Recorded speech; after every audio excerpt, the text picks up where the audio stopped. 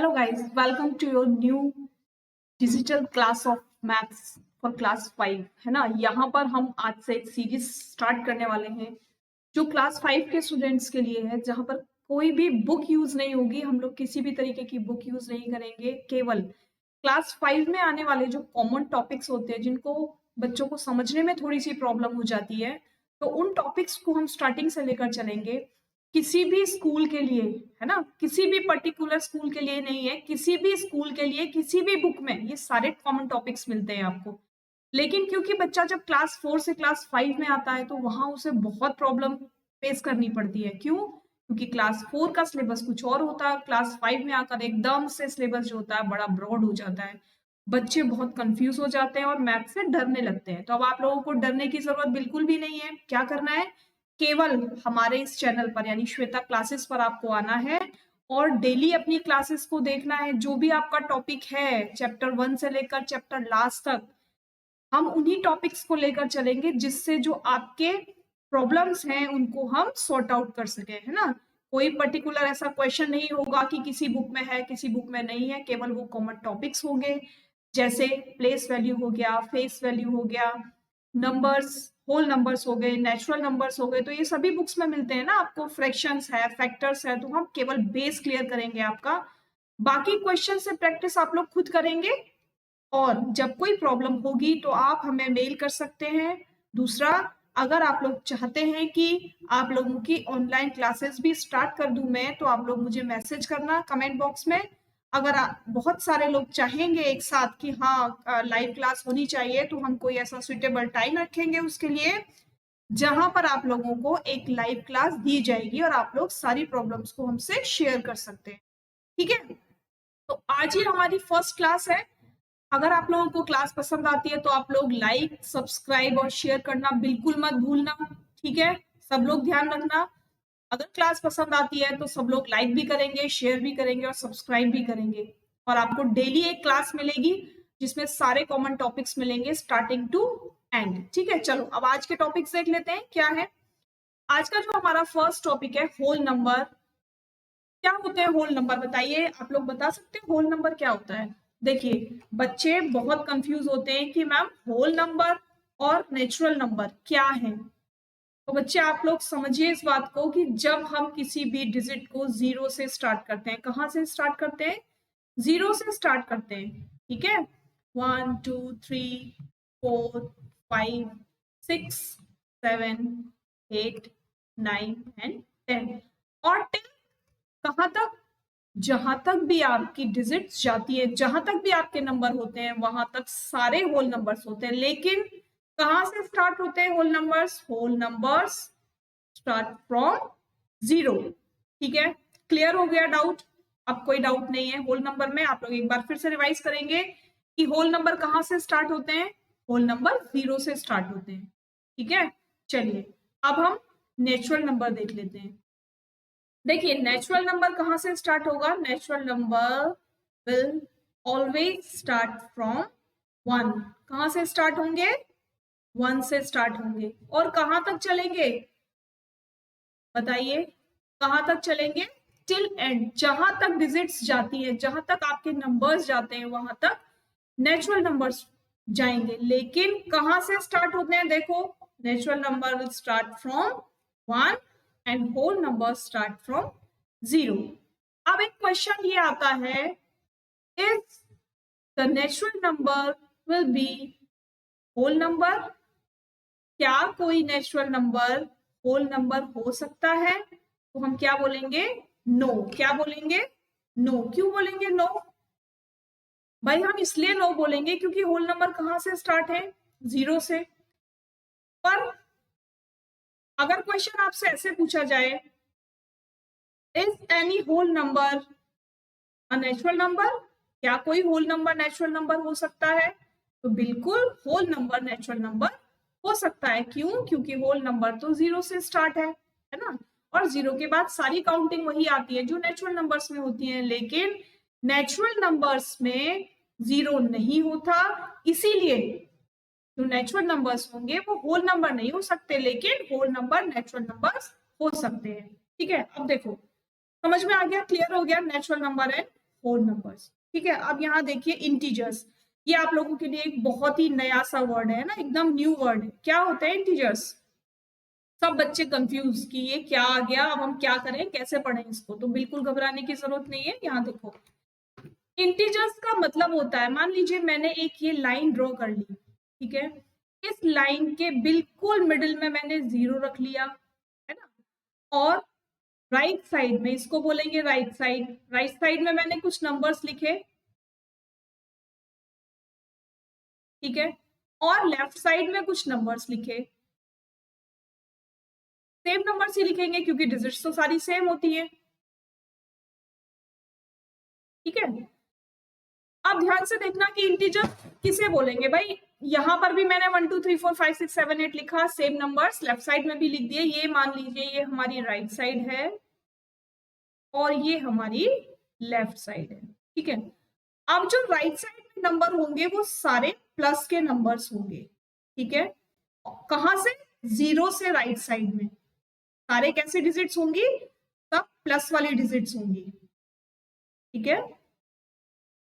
और 0 से left side में जितनी भी डिजिट्स होंगी वो सारी कैसी डिजिट्स होंगी? वो माइनस की डिजिट्स होंगी। कैसी होंगी?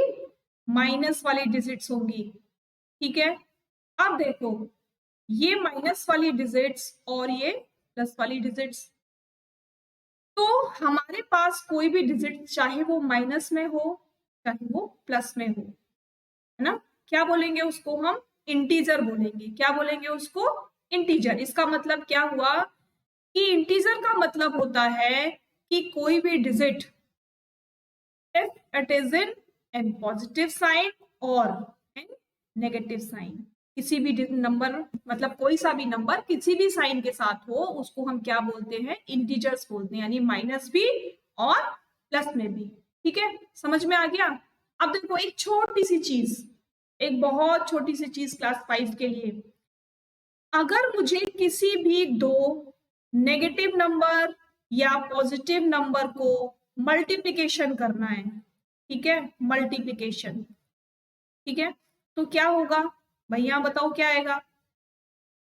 माइनस माइनस प्लस हो जाएगा, और प्लस प्लस का अगर मल्टीप्लिकेशन करेंगे तो क्या हो जाएगा? प्लस प्लस प्लस हो जाएगा। बोलो मैम नहीं समझ में आया? नहीं समझ में आया ना कुछ भी? देखो एक छोटी सी टेबल बनाओ पहले, ठीक है, एक छोटी सी टेबल बनाओ मेरे साथ। यहां पर हम लिखेंगे माइनस माइनस, ठीक है, और मल्टीप्लाई का मार्क, फिर लिखेंगे हम प्लस माइनस, ठीक है, उसके बाद हम लिखेंगे माइनस देन प्लस, और फिर हम लिखेंगे प्लस, और ये बना ली टेबल, ठीक है। अब क्या करना है? अब हमें इन साइन को मल्टीप्लिकेशन करना है, ठीक है। क्या करना है? इन साइन को मल्टीप्लिकेशन करना है। कीजिए, देखिए, जब भी कभी दो सेम साइन मिलेंगे, चाहे वो प्लस का हो या माइनस का हो, तो आपको जो आंसर मिलेगा वो हमेशा प्लस में मिलेगा, ठीक है। समझ में आया? कोई भी दो साइन आपको मिलेंगे, चाहे वो माइनस के हो चाहे वो प्लस के हो, आपको साइन कैसा मिलेगा? प्लस का मिलेगा, ठीक है। कब? जब आप मल्टीप्लाई करेंगे। कब? जब आप मल्टीप्लाई करेंगे। दूसरा, अगर एक साइन प्लस का है, दूसरा साइन माइनस का है, ठीक है, चाहे वो पहले हो या बाद में, तो आपको साइन किसका मिलेगा? माइनस का साइन मिलेगा, ठीक है। किसका साइन मिलेगा? माइनस का साइन मिलेगा। तो ध्यान रखेंगे आप कि जब भी हम किसी दो ऐसी डिजिट्स को मल्टीप्लाई करते हैं जिनके साथ माइनस के साइन हैं दोनों के साथ, तो हमें आंसर मिलेगा प्लस में। अगर हमारे पास दोनों साइन प्लस में है तो हमें आंसर मिलेगा प्लस में। अगर कोई भी एक डिजिट प्लस में और एक डिजिट माइनस में है तो हमें आंसर किस में मिलेगा?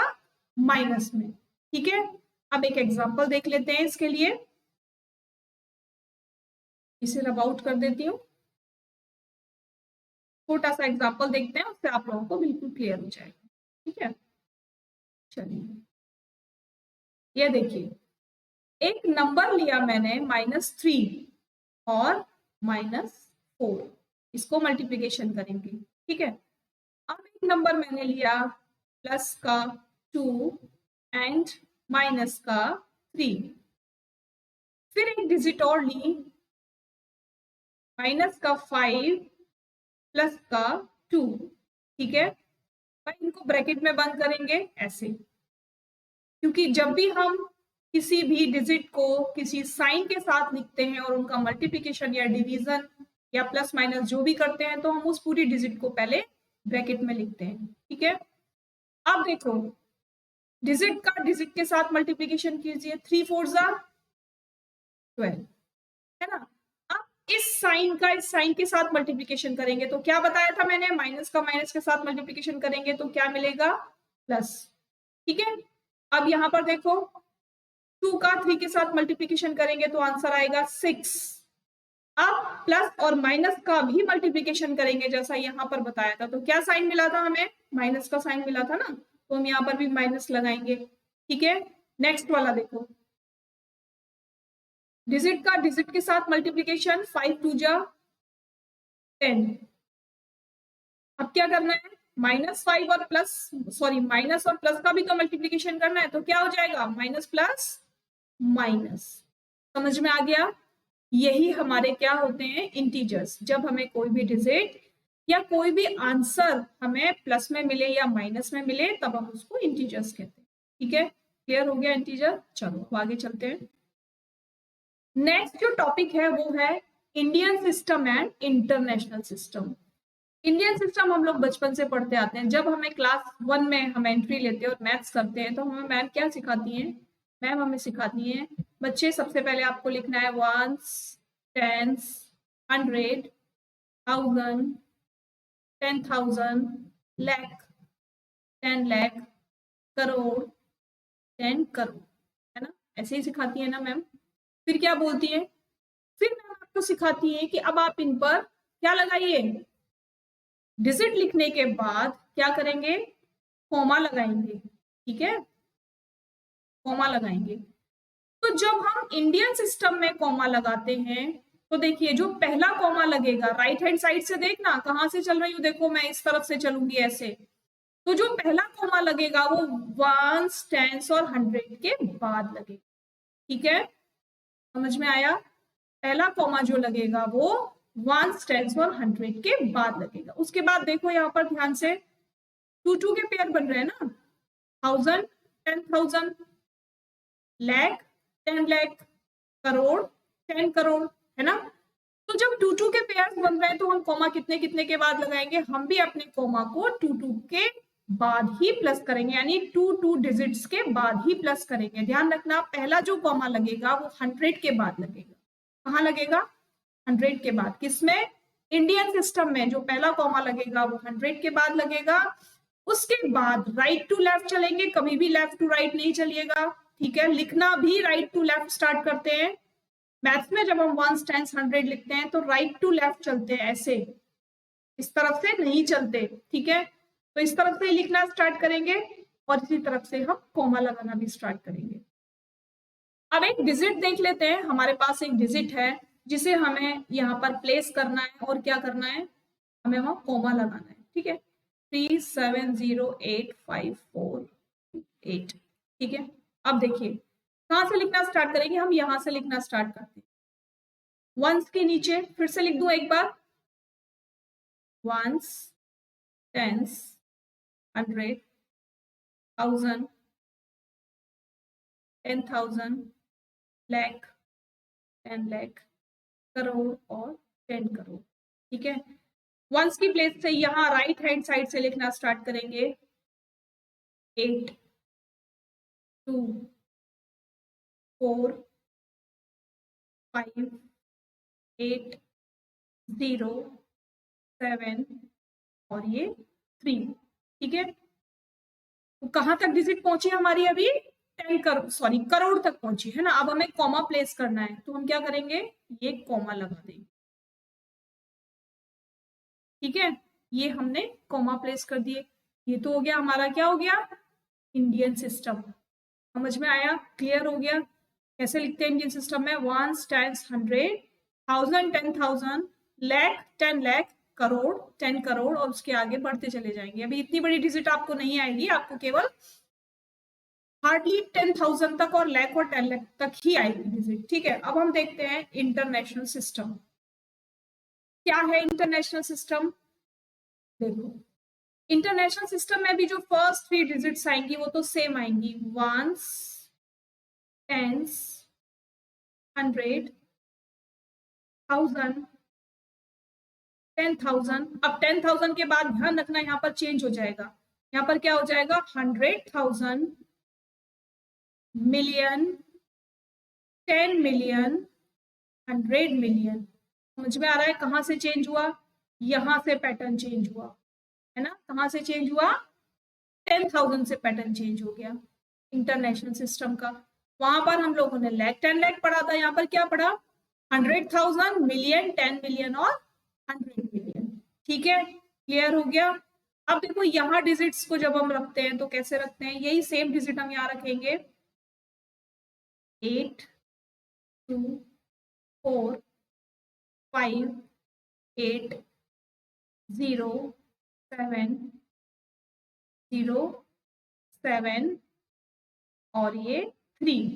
ठीक है, अब यहाँ कॉमा कैसे प्लेस करेंगे? अब आपको कंफ्यूज नहीं होना है बिल्कुल।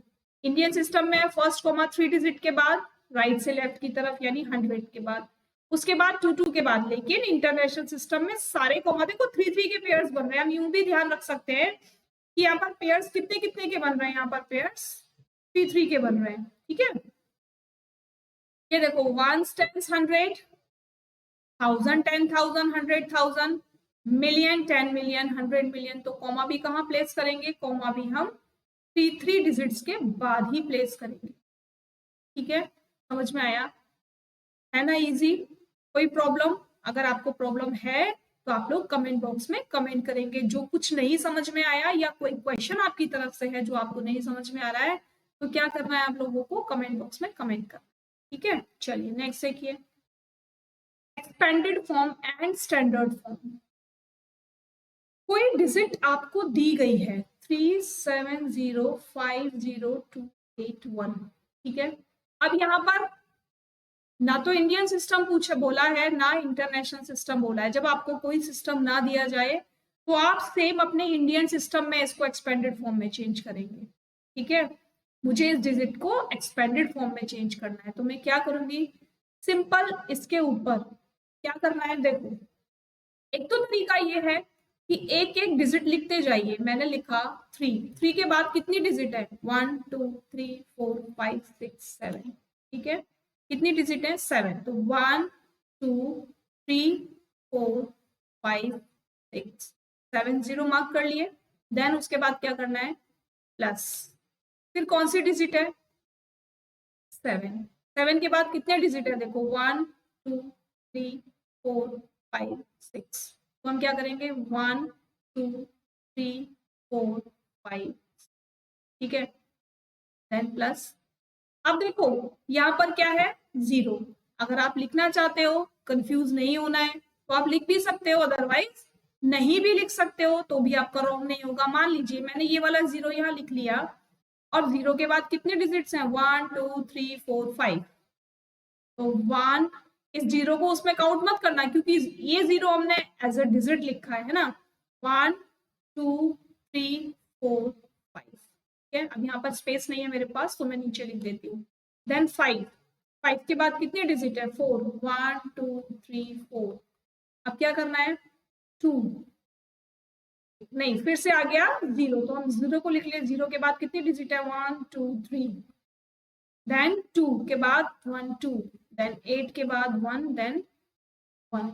ठीक है, ये होती है एक्सपेंडेड फॉर्म। देखो इसको कैसे लिखा मैंने? ये होगी 1s प्लेस, ये हो गई 10s प्लेस, ये हो गई 100 प्लेस, देन 1000, 10,000, लाख, 10 लाख और ये करोड़। ठीक है, ठीक है ना?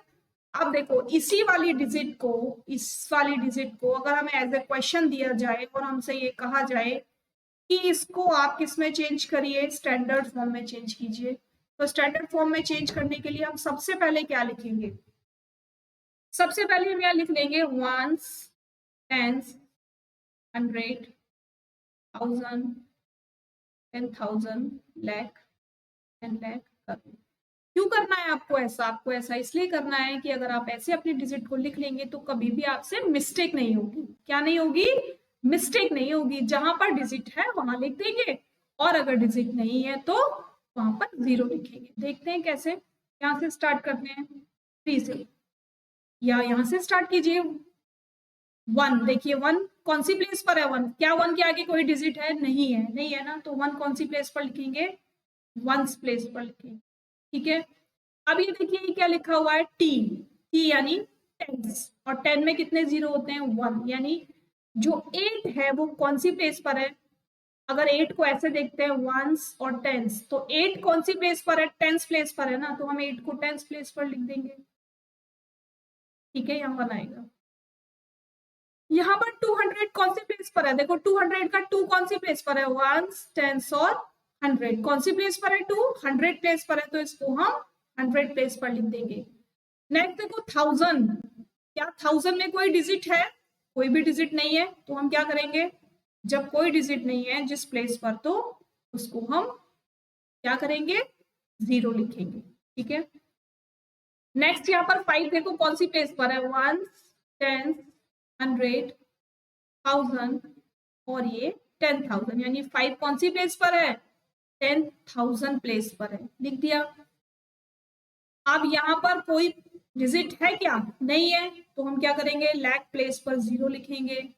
10 लाख प्लेस पर देखिए 1, 10, 100, 1000, 10,000, लाख और 10 लाख, यानी ये जो 7 है ये कौन सी प्लेस पर है?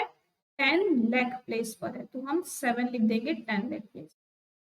देन उसके बाद क्या करेंगे? इस 3 को वंस, टेंस, 100, 1000, 10,000, लाख, 10 लाख और ये करोड़, यानी 3 कौन सी प्लेस पर आ रहा है? 3 आ रहा है करोड़ प्लेस पर। ठीक है, समझ में आ गया कि किसी भी डिजिट को जो स्टैंडर्ड फॉर्म में लिखी हुई है उसको कैसे आप स्टैंडर्ड फॉर्म में चेंज करेंगे, और अगर आपको डिजिट्स दी हुई हैं स्टैंडर्ड फॉर्म में तो कैसे आप उसको किस में चेंज करेंगे? स्टैंडर्ड फॉर्म में चेंज करेंगे।